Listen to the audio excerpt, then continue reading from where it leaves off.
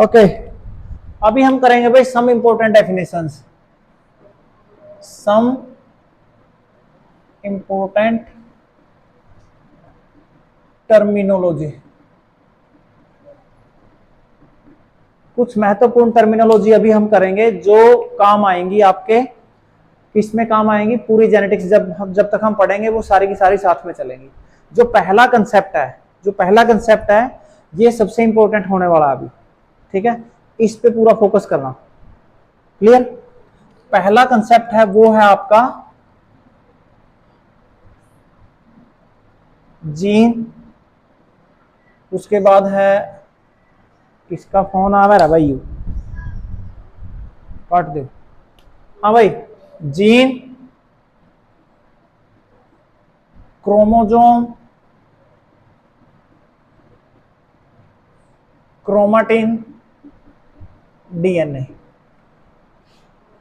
समझ आ रही है बात? ये हमारी जेनेटिक्स का सबसे महत्वपूर्ण टॉपिक है, इसको बहुत ध्यान से समझना है। तो यहां पर क्या है, जीन, क्रोमोजोम, क्रोमाटिन और डीएनए, ठीक है। तो इसके लिए हम क्या देखते हैं कि हमारे पास सबसे पहले सेल है, सेल के अंदर क्या है, न्यूक्लियस है, सेल के अंदर क्या है, न्यूक्लियस है। समझ आई बात? अब न्यूक्लियस में डीएनए है, न्यूक्लियस में क्या है, डीएनए है, ठीक है। अब देखो आप, डीएनए कैसा है हमारा, इस प्रकार से, ओके। अब डीएनए क्या है, एक तरीके से ओपन स्ट्रक्चर है, ओपन स्ट्रक्चर है। उसके बाद फिर क्या है, उसके बाद ये जो चीज दिखाई दे रही है ये क्या है, ये कंडेंस्ड है, कंडेंस्ड स्ट्रक्चर। इसको नाम देंगे क्रोमाटिन का। किसका नाम देंगे, क्रोमाटिन का। यानी कि न्यूक्लियस के अंदर डीएनए तो खुला पड़ा है, जब वो कंडेंस हो जाता है तो उसको किसका नाम देते हैं, क्रोमाटिन का। समझ में आ रही बात? इसी क्रोमाटिन के अंदर हम क्या देखते हैं, इसी क्रोमाटिन के अंदर हम देखते हैं इस प्रकार से, इस प्रकार से, इस प्रकार से, ठीक है। ये प्रोटीन है, ठीक है, जो क्या हेल्प करते हैं, इसकी रैपिंग में या पैकेजिंग में हेल्प करते हैं। अब इसके बाद क्या होता है, इसके बाद क्या होता है, इसके बाद हम देखते हैं कि यहां से ये जो आपका क्रोमाटिन है वो इस प्रकार से क्रोमोजोम के अंदर पैक हो जाता है, क्रोमोजोम के अंदर पैक हो जाता है। अब आप देखोगे कि जो क्रोमोजोम है, जो क्रोमोजोम है ये हमेशा आपको सेल के अंदर कब दिखाई देगा, कब दिखाई देगा, only in M phase, only in M phase.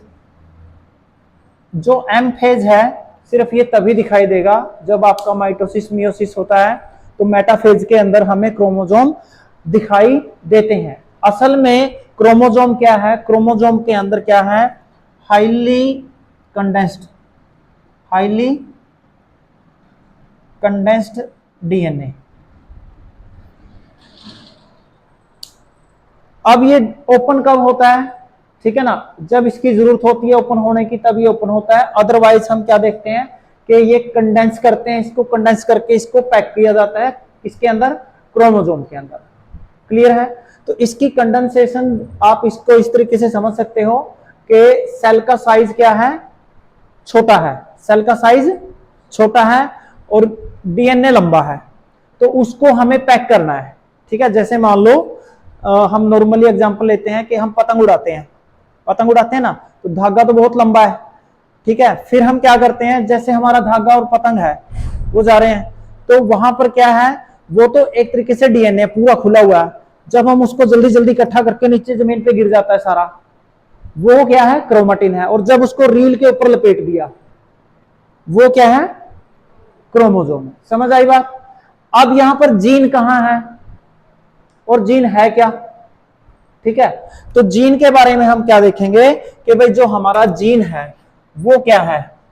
पहली चीज तो क्या है, physical unit of inheritance, inheritance की सबसे छोटी यूनिट है। और केमिकली क्या है, chemically it is segment of DNA which code for protein.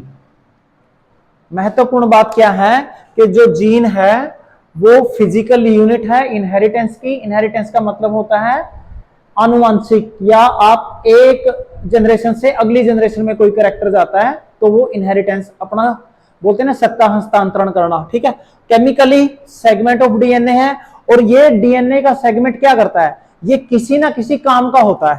पूरा का पूरा जो डीएनए है, अब मान लो कि ये डीएनए है हमारा, ठीक है, इस डीएनए में मान लो कि ये पार्ट है, ये पार्ट है, ये पार्ट है, ये जीन है, ठीक है ना, ये जीन है, ये पार्ट क्या है, ये जीन है, इस प्रकार लगा हुआ है।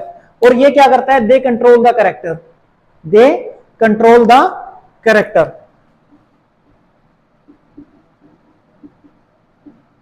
अब पेपर में आ जाएगा कि जो जीन है, जो जीन है वो कहां पाया जाता है, वो डीएनए पे पाया जाता है, क्रोमेटिन पे पाया जाता है, या क्रोमोसोम पे पाया जाता है, या ऑल ऑफ द अबव। बोलो, हैं,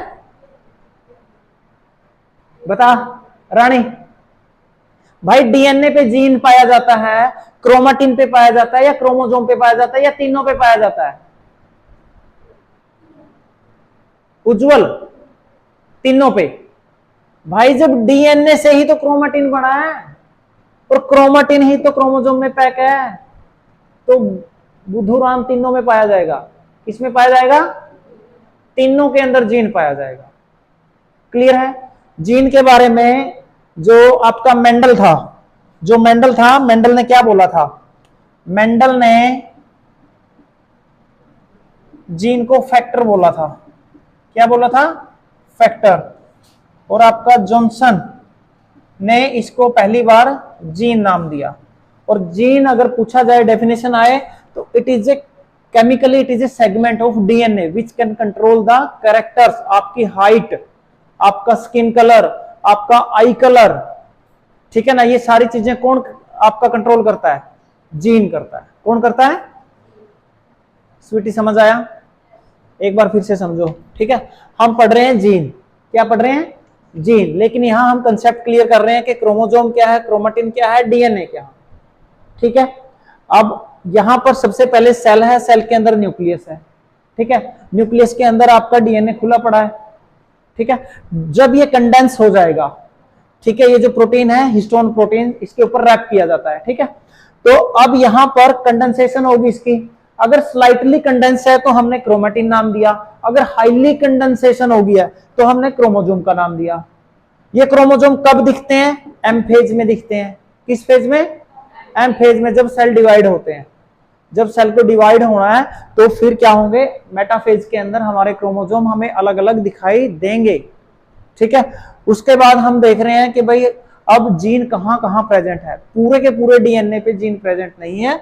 जीन जहां जहां प्रेजेंट है वो क्या कर रहा है? वो किसी कैरेक्टर को कंट्रोल कर रहा है। मेंडल ने इसका नाम दिया था फैक्टर। उसके बाद जॉनसन ने आके बोला कि ये फैक्टर नहीं है, ये जीन है। क्या है? जीन। समझ में आ गया क्या है जीन? केमिकली क्या है? एक part of DNA, part of DNA. समझ में आ रही है? कुएं रामायण गाना लग रहा अब है। बताना क्रोमेटिन और क्रोमोसोम में क्या अंतर है? हाँ ठीक है।